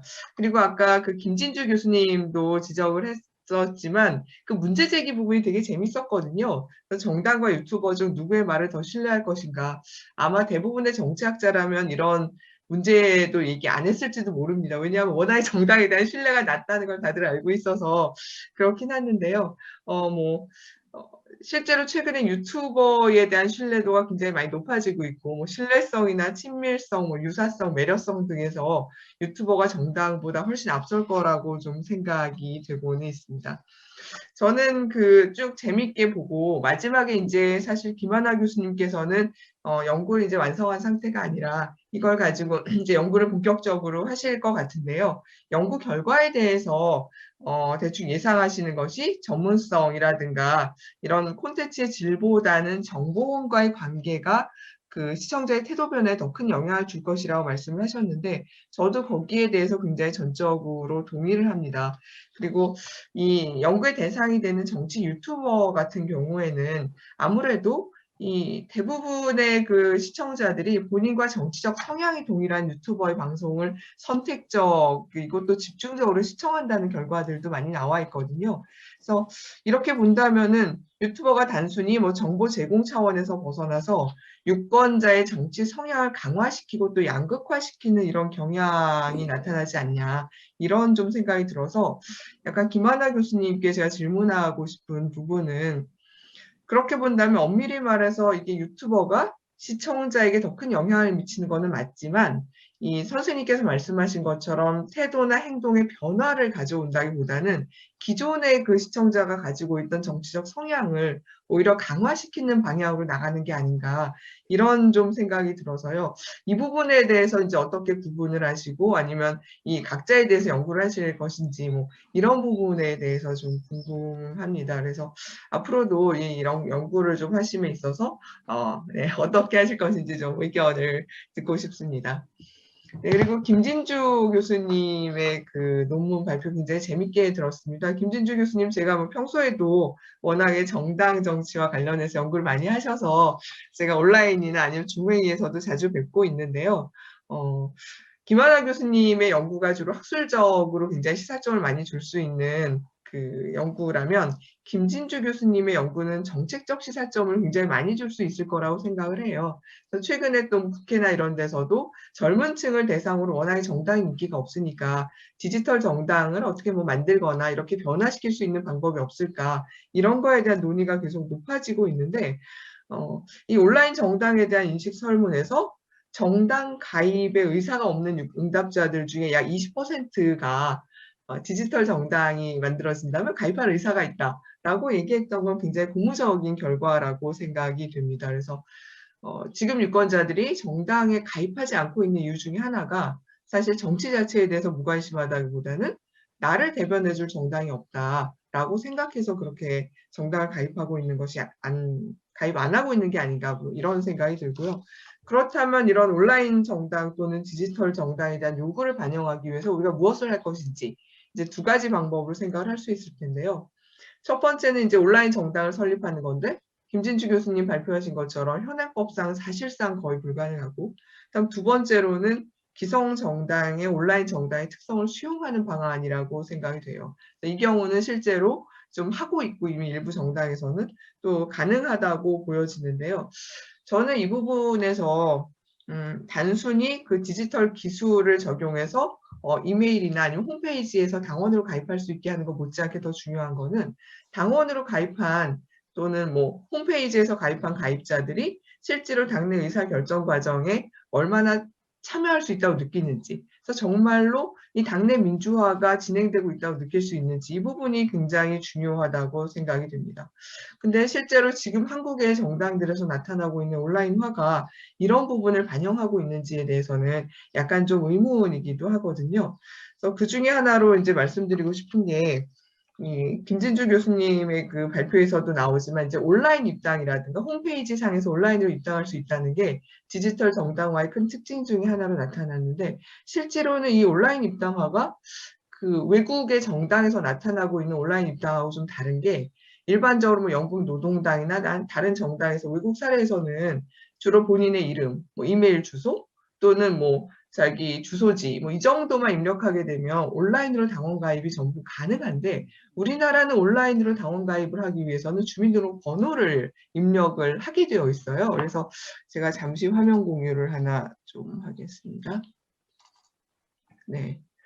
네. 화면에 보시면 이게 정의당. 예, 정의당 같은 경우도 정당에 입당하려고 이제 온라인 홈페이지에 들어가서 온라인으로 당원 가입하려고 하면 주민등록번호를 반드시 기재하게 돼서 이름과 주민번호를 쳐야지 이제 다음 화면으로 넘어가게 되거든요. 그러면서 이제 이게 정당 사무관리 규칙에 의거해서 이렇다라고 되어 있고, 네. 죄송합니다. 이 앞에 있는 부분이 이제 더불어민주당 홈페이지였고요. 정의당 같은 경우에도 굉장히 개방화가 되어 있다고 생각하지만 실제로 이름과 주민등록번호를 명시하게 되어 있고, 이게 정당 사무관리 규칙 제15조에 의거해서 반드시 해야 된다라고 얘기를 하고 있습니다. 네. 근데 실제로 이 정당 사무관리 규칙을 보게 되면 정당법에는 그런 규정이 없고 정당의 그 사무관리 규칙에 의해서 이게 되어 있는데, 그 규칙을 보게 되면 정당의 당원 당규로 주민등록번호를 입력하지 않을 수 있도록 할 수 있다라고 규정이 되어 있거든요. 그러니까 정당 입장에서 얼마든지 그 부분을 삭제하고 그냥 이름과 본인의 뭐 생년월일이라든가 이런 걸로 충분히 온라인 당원이 가능하게 할 수도 있는데 안 하고 있는 거예요. 그래서 그 가장 큰 이유가 뭐냐고 저희가 물어보면 사실은 당원 관리가 어렵기 때문이라고 얘기를 합니다. 왜냐하면 뭐 당비를 내는지 또는 이 사람이 이중 당적을 가지고 있지는 않는지, 이런 식으로 정당 입장에서 좀 당원 관리 효율적으로 하기 위해서 편의성에 의해서 이제 이 온라인 같은 경우에도 반드시 주민등록번호를 넣도록 되어 있는 거는 어떻게 보면 형식적으로는 디지털이나 온라인화를 받아들인다고 하면서도 실제로 정당의 입장에서는 기존의 어떤 약간 기성정당의 틀을 그대로 가지고 가고 있는 것이 아닌가 라는 생각이 들어서 한국 정당의 이 온라인화가 아직도 많은 한계가 있는 것 같다라는 생각이 좀 들었습니다. 그리고 마지막으로 이제 드리고 싶은 거는 김진주 교수님 마지막 그 발표 부분에서 정책 배달 서비스 철가방 얘기를 하셨는데요. 사실 그 부분이 굉장히 재미있는 것 같기도 하고 이런 부분이 좀 활성화된다면 정당을 통해서 입법 과정이나 아니면 정책 결정 과정에 보다 많은 유권자가 좀 참여할 수 있게 되지 않을까라고 생각이 돼서 좀 바람직한 방향이다라고 생각이 되고 또 하나는 제가 최근에 재미있게 보고 있는 것이 국민의힘의 당대표 선거입니다. 그래서 국민의힘의 당대표 선거 과정 중에 보게 되면 이 당원뿐만이 아니라 일반 유권자가 50% 참여할 수 있도록 하고 나름 이제 당이 개방화하려는 노력을 보이고 있고 그 상당 부분을 지금 온라인이나 모바일로 투표를 하고 있다는 점에서 오히려 보수 정당이 이런 디지털화 또는 온라인화에 좀 앞장서고 있는 것 같다는 좀 느낌도 들고 이런 것이 결국은 정당이 필요하면 온라인화 또는 디지털화를 통해서 유권자의 입장을 반영하는 방향으로 가지 않을까 이런 생각이 들어서 긍정적인 측면이 많다고 생각을 합니다. 네, 두 분 발표 오늘 너무 재밌게 들었고요. 나중에 두 분 논문 쓰시게 되면 꼭 잘 보도록 하겠습니다. 네, 감사합니다. 네, 이정희 선생님 감사드립니다. 매우 어떤 뭐 유용하고 그 다음에 의미 있는 조언을 많이 해주셨고요. 자, 이어서 문신을 교수님에게 토론의 기회를 드리도록 하겠습니다. 부탁드리겠습니다. 예. 방금 소개받은 명지대학교 디지털 미디어학과 문신일입니다. 저 역시 두 분의 발표 너무 재미있게 흥미롭게 잘 들었고요. 순서상 김하나 교수님 발표부터 제가 느꼈던 이렇게 말씀을 드리고자 하겠습니다. 김하나 교수님께서 모두에 발표해 주신 대로 최근 다양한 미디어들 중에 대세는 유튜브인 것 같습니다. 그래서 이게 비단 먹방, 뷰티, 오락 연애 분야뿐만 아니라 이 정치 영역에서도 이 유튜브의 영향력은 점점 커지고 있는 것 같은데요. 예를 들어 이제 정치의 경우 이제 정치 유튜브를 이제 시청하고 구독하는 이런 동기가 정부를 추구하는 것뿐만 아니라 어떤 특정 정당이나 정치인에 대한 어떤 동질감, 어떤 지지 이런 식으로 많이 나타나는 것 같습니다. 그래서 이러한 점에서 김하나 교수님의 연구 정치 유튜버 프로 컨텐츠가 어떻게 유권자의 태도 또 정치적 지지로 이어지는지 이러한 심리적 메커니즘을 실증적으로 밝혀보는 작업은 시기상 매우 적절해 보이고 또 한 의미 있는 작업으로 보입니다. 제가 논문을 발표를 들으면서 조금 궁금했던 것을 이제 중심으로 몇 가지 한 3가지 질문을 드리도록 하겠습니다. 먼저 정보원의 공신력, 그 소스 크레더빌리티 관련한 건데요. 6가지 차원으로 나누어 주셨는데 전문성, 진실성, 매력성, 친밀성, 유사성, 카리스마. 근데 가설에서는 이제 진실성, 우리 앞서 말씀하신 어떤 솔직함 이런 부분이 있었는데 연구 모형을 봤더니 이제 이게 신뢰성으로 바뀌었더라고요. 그래서 혹시 그 바뀐 이유가 왜냐하면 이 두 개념이 비슷하지만 조금 다른 개념이기 때문에 말씀해 주신 대로 그러한 이유가 있는지 궁금했고요. 그리고 매력성에 관련해서 조작적 정의를 이렇게 해놓은 거 보니까 정치 유튜버에 대한 느끼는 신체적 매력 등 긍정적 감정의 정도라고 이렇게 표현해 주셨는데 말씀해 주신 대로 이게 외모나 뭐 말투 여러 가지가 될 수는 있겠지만 이게 참 적용하는 게 저는 이제 조금 쉽지는 않을 것 같다라고 좀 생각이 들었어요. 그리고 또 뭐 친밀성, 유사성은 약간 비슷하게 나올 수도 있고 그래서 이 공신력 개념에 대해서 그 CFA 그 확인적 요인 분석이 혹시 필요하지 않을까? 라는 생각을 좀 해봤습니다. 그래서 메신저, 즉 정보원에 대한 요 6가지 차원을 조금 더 구별해서 이게 정말 나누어지는지 6가지 차원으로 한번 확인해 보는 작업이 필요하지 않을까 제가 부족하지만 제안 드리고 싶고요. 두 번째는 이제 변인에 대한 명칭입니다. 그래서 여기서 정치인의 태도, 정당 태도, 뭐 정치인 지지, 정당 지지 이렇게 표현을 해주셨는데 일반적으로 이제 정치인에 대한 태도라고 한다면 한 유권자가 일반 정치인이나 어떤 특정 정치인에 대한 내가 갖고 있는 어떤 우호적 평가라고 표현을 할 수 있는데 여기서는 정치 유튜버가 정치적으로 긍정적으로 소개하는 정치인에 대한 우호적 평가.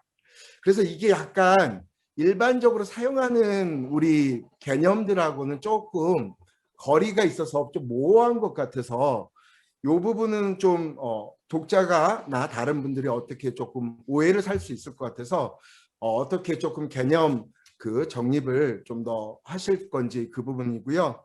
마지막으로 이제 앞서 말씀하신 것처럼 이것을 뭐 에이모스를 통해서 경로 분석이나 구조 모형 방정식을 사용할 수 있을 것 같은데 중요한 거는 앞서 처음에 젊은 세대에 대해서 조금 초점을 맞추셨기 때문에 다중 집단, 멀티그룹 분석이 조금 필요할 것 같다고 생각이 듭니다. 그래서 만약에 나눈다면 멀티그룹을 20대, 30대 그냥 뭐 50대로 이렇게 나눌 건지 아니면 20, 30대 요즘 MZ세대라고 하는 거와 그 나머지 40대 이상으로 나누실 건지 이러한 부분들이 어떻게 앞으로 준비하고 계획하고 계시는지 아니면 중요한 통제 변인이나 조절 변인은 어떤 것들이 있는지 뭐 이런 부분들에 대해서 궁금했고요. 다음은 우리 김진주 교수님 원래 제가 SSK에 있으면 제가 원래 소수자인데 오늘은 갑자기 김진주 교수님이 인싸하셨는데 갑자기 아싸가 되셔가지고서 제가 괜히 기분이 더 묘하네요. 아무튼 발표 너무 재밌게 잘 들었고요.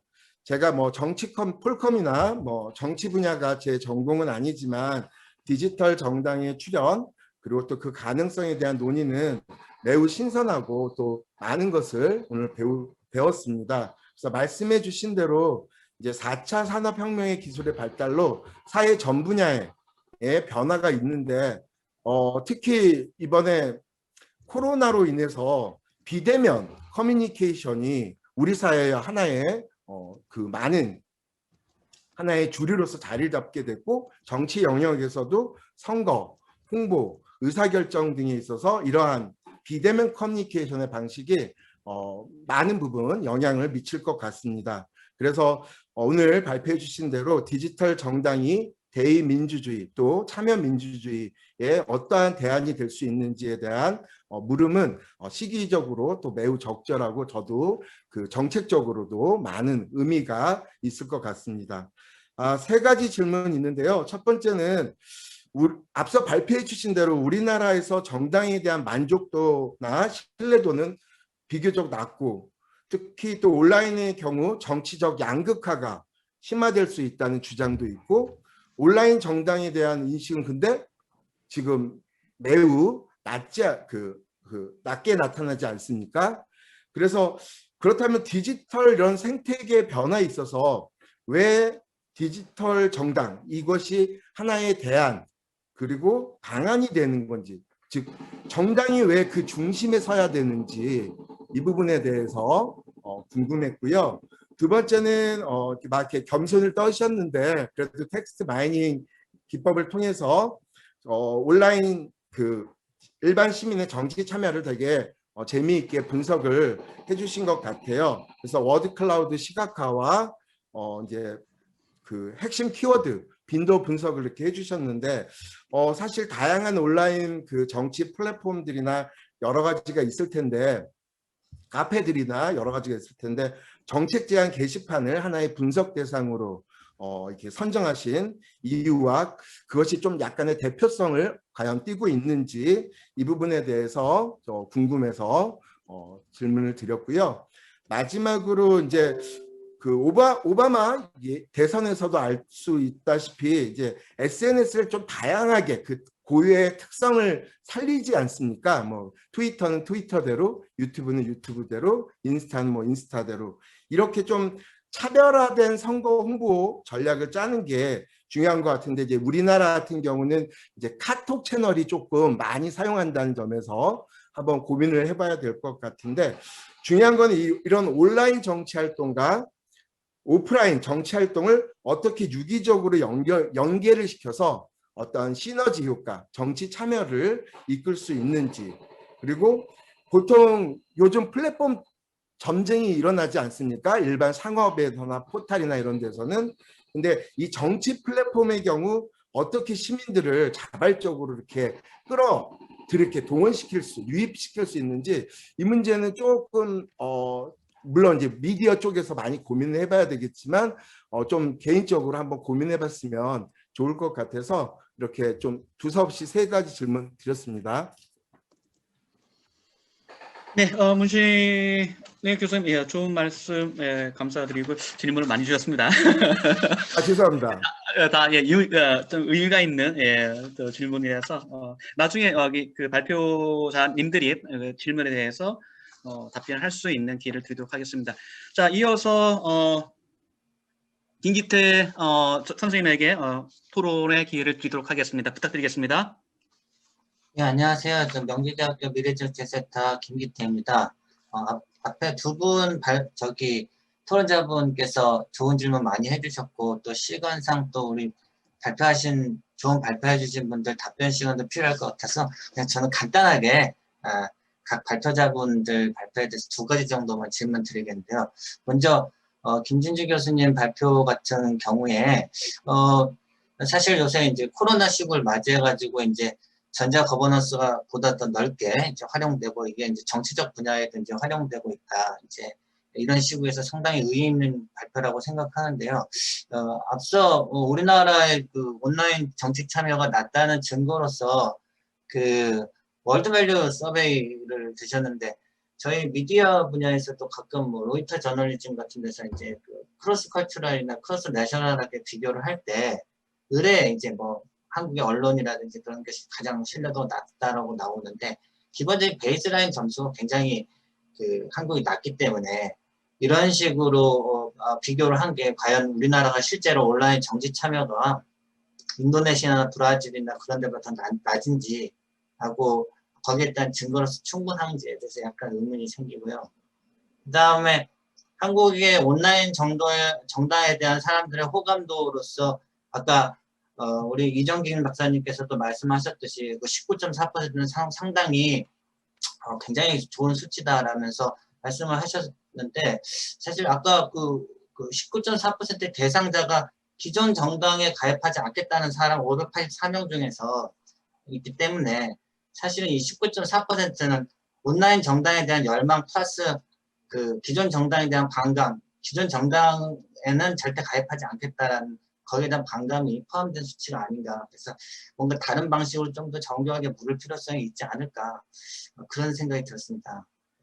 그 다음에 우리 김하나 교수님 저희 발표에서 제가 2가지 질문 드릴 것은 하나는 요새 이제 정치 특히나 이제 유튜브가 이제 기존 레가시 미디어에 대해서 많이 각광을 받고 있고 그 영향력이 점점 강조되고 있긴 하는데 이 정치 유튜브 채널 같은 경우에도 그 인플루언서 소스 같은 경우에 개인이라고 하더라도 예를 들어 유시민, 홍준표 씨와 같이 본업이 유튜버가 아니고 소통의 수단으로서 유튜브를 이용하는 정치 어떤 본인 자체가 권위를 가진 개인 유튜버랑 그 다음에 그야말로 직업적인 정치 유튜버들 간에는 약간의 그 소스라도 조금 차별점을 둬야 되지 않을까. 그리고 또 하나는 또 콘텐츠도 포맷에 따라서 조금 달라지지 않을까. 교수님께서 마련하신 모델이 그런 것도 고려하지 않을까 생각이 드는데요. 그러니까 뭐 예를 들어 기존의 그 스트레이트 뉴스 같이 이렇게 보내는 포맷이란 아니면 종편에서 흔히 하는 그런 토론쇼라든가 혹은 뭐 여러 가지 그냥 데이터만 제시하는 그런 정치 유튜버들 이런 식의 포맷에 따라서도 달라지지 않을까라는 좀 그런 생각이 들었습니다. 그래서 거기에 대해서만 저는 잠깐 몇 가지 코멘트만 하고, 예, 오늘 발표 정말 뜻깊게 잘 들었습니다. 예, 감사합니다. 네, 김기태 교수님 감사드리고요. 저희가 한 9분 정도 남았는데 시간에 구애받지 말고 그냥 가도록 하겠습니다. 그래서 그 발표 그 선생님들 그 질문에 대해서 충분히 답변을 해 주셔도 될 것 같습니다. 먼저 김하나 교수님의 부탁을 드리도록 하겠습니다. 네. 제가 준비한 그 연구에 대해서 준비한 것보다 훨씬 더 다양한 의견, 또 깊이 있는 의견을 주셔서 제가 향후 연구하는 데 있어서 굉장히 도움을 많이 될 것 같습니다. 너무 감사드리고요. 우선 이정진 선생님께서 말씀해 주신 그 유튜브라는 것이 기본적으로 정치적 성향에 따라서 선택적으로 취사 선택을 하게 되고, 그래서 그 콘텐츠의 내용에 따라서 지지 경향이 이제 강화되는 측면, 그래서 태도가 변화한다는 것보다는 기존에 지지하는 어떤 정당이나 정치인에 대한 지지가 강화되지 않을까라는 이야기 말씀 주셨는데요. 사실은 그 부분은 제가 좀 정치 광고를 처음에 공부하고 싶다라고 생각을 하고, 그다음에 이제 선거 캠페인의 어떤 다양한 전략적인 툴을 공부하면서 시간이 지나면서 제가 공부하는 분야가 과연 얼마나 효과적일까에 대해서 항상 갖게 되는 의문이었어요, 사실은. 그래서 내가 이렇게 정치 광고에 대해서 열심히 공부하면 이게 과연 실질적으로 어느 정도나 효과가 있을까에 대한 거는 굉장히 저 스스로도 최근에 회의적인 부분도 없지 않아 있었던 부분인데요. 그래서 이 연구를 처음에 이제 시작을 하면서도 사실은 이 부분이 가장 고민이 됐던 부분이기도 해요. 그래서 이렇게 이 모형을 봤을 때 실질적으로 이게 태도 변화가 일어날까라는 생각은 사실은 갖고는 있습니다. 그래서 기존의 광고나 TV 토론이나 대부분의 선거 캠페인의 툴들 자체가 태도 변화를 막 엄청나게 이렇게 업앤다운이 있게 이제 변화시키는 툴들은 아니다라는 연구 결과들이 많다 보니까 저는 생각이 이제 기존의 어떤 그 유튜브의 성향에 따라서 선택을 하는 기존의 태도를 우선 이제 측정을 하고 실험 연구가 진행이 돼야 될 것 같죠. 그럼 선택적으로 이제 진보나 보수냐의 정치 유튜브 콘텐츠를 노출시키고 그 후에 어떤 태도나 지지 여부에 대한 것들을 측정을 하면 기존 태도하고의 변화라든가 아니면 기존의 태도를 중재변인처럼 이렇게 집어넣어서 한다든가 그런 식의 어떤 연구들은 진행이 될 수 있을 것 같습니다. 그래서 근본적으로 질문 주신 것에 대해서는 저도 굉장히 고민이 되는 부분이고 이 부분도 고려를 충분히 해야 되는 부분인 것 같습니다. 너무 감사드리고요. 그다음에 문신일 교수님께서 말씀해 주신 그 부분 3가지에 대한 부분은요. 일단 그 공신력에 대한 6가지 차원을 지금 이제 말씀을 해주셨었는데 일단 그 트러스트 월디니스는 제가 이제 진실성과 신뢰성을 좀 이렇게 왔다 갔다 하면서 썼네요. 오늘 죄송하고요. 저희 쪽에서 그러니까 진실성과 신뢰성에 대한 그 월딩에서의 차이는 충분히 있다라고 생각이 되는데 제가 이제 광고나 마케팅 쪽에서 얘기하는 소스 크레더빌리티에서 트러스트 월디니스예요. 영어로는. 근데 이게 번역이 되면서 사실은 저희 쪽에서는 진실성, 신뢰성 이게 막 좀 혼용돼서 사용되는 경우가 있습니다. 번역하는 과정에서 그런 것 같아요. 그래서 제가 이제 다양한 연구들을 이렇게 보면서 준비를 하다 보니 이제 어떤 연구에선 진실성, 어떤 연구에선 신뢰성 이렇게 이제 번역이 되면서 제가 조금 오기를 한 것 같은데 사실은 이제 expertise하고 trustworthiness가 가장 초기의 source credibility의 요인이라고 상정이 됐던 부분이고 이후에 이제 attractiveness가 이제 제한이 됐습니다. 그래서 사실은 이 3가지 변이는 거의 그 다중 공산성이라고 하나요? 멀티클리너티가 잘 일어나지 않는 변이에요. 이론적으로 저희 쪽에서는요. 그리고 이제 나머지 친수성이나 유사성이나 카리스마 같은 경우는 이후에 이제 학자들이 그럼 이 기존의 3가지 외에 다른 것들은 없을까를 하면서 이제 추가적으로 변인이 이제 제한이 됐던 것들이거든요. 그래서 사실은 말씀하셨다시피 가장 먼저 다중 공선성이 이제 체크가 돼야겠죠. 그래서 이런 것들이 어떻게 보면 하나로 묶여서 나올 수도 있습니다. 그러면 이제 저희 연구 굉장히 힘들어지긴 하는데요. 일단은 그걸 우선적으로는 처리를 해야 될 것 같습니다. 근데 기존의 연구들을 보면 다중 공선성이 잘 나타나지 않아서 잘 진행되는 연구들도 사실은 많았습니다. 그래서 일단은 첫 번째로 그걸 진행을 하고 나머지 데이터 분석을 진행을 해야 될 것 같고요. 태도 같은 경우에도 두 번째 말씀해 주신 정치인에 대한 태도나 정당에 대한 태도 같이 그 태도라는 것이 이제 특정한 대상이나 서비스에 대해서 가지는 이제 호감의 정도라고 이제 가장 쉽게 정의를 내릴 수가 있을 것 같은데요. 제가 이게 컨텐츠에 대한 영향력을 이제 체크를 하다 보니 컨텐츠에서 언급된 정치인에 대한 태도로 연결을 시킨 것 같아요. 그래서 컨텐츠에서는 언급을 하지 않은 정치인, 그러니까 유튜브 컨텐츠에 대한 어떤 효과적인 측면에서 접근을 하다 보니 그 컨텐츠에서 언급을 긍정적으로 한 정치인과 부정적으로 한 정치인, 그러니까 그런 언급된 정치인에 대한 태도 쪽으로 조금 포커스를 맞추기는 했습니다. 그래서 그 부분은 제가 이제 말씀해 주신 것에 대한 의도나 의미를 정확히 제가 캐치를 했기 때문에 그 부분을 조금 더 고민을 해서 향후에 적용을 시키는 것으로 하겠습니다. 그 다음에 또 이제 연령대별로 이제 이 모형이 어떻게 다르게 나타날 것인가에 대한 부분을 의견 주셨는데 이거는 저도 굉장히 궁금하거든요. 그래서 일단은 말씀해 주신 대로 20, 30대를 묶거나 40, 50대를 묶거나 이렇게도 진행을 해볼 예정이고 아니면 또 연령대별로 또 차이가 있을 수도 있을 것 같고요. 그 다음에 유사성의 측면에서 정치 성향이 컨트롤이 될 수는 있겠지만 정치적인 성향도 우선 또 체크를 해야 될 것 같고요. 그 다음에 정치 관여도, 그러니까 어느 정도 정치에 관심이 있느냐에 따라서도 이게 또 다르게 충분히 나타날 수 있을 것 같아서 좀 다양한 견인들을 고려해서 진행할 예정입니다.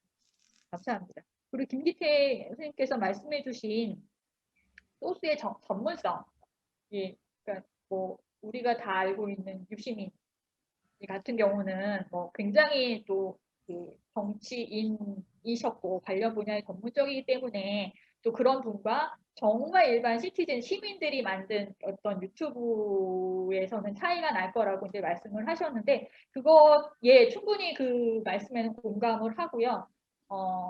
지금 이제 이 연구 자체는 이제 그런 것들을 다 총망라해서 우리가 이제 일반적으로 이야기하는 정치 유튜버라는 것을 조금 생각해 주셨으면 좋겠고 향후에는 그런 것들 좀 구별해서 진행해도 굉장히 재밌을 것 같습니다. 두 번째 이제 포맷 같은 측면은 사실은 제가 이 부분은 잘 생각을 못했던 부분이긴 합니다.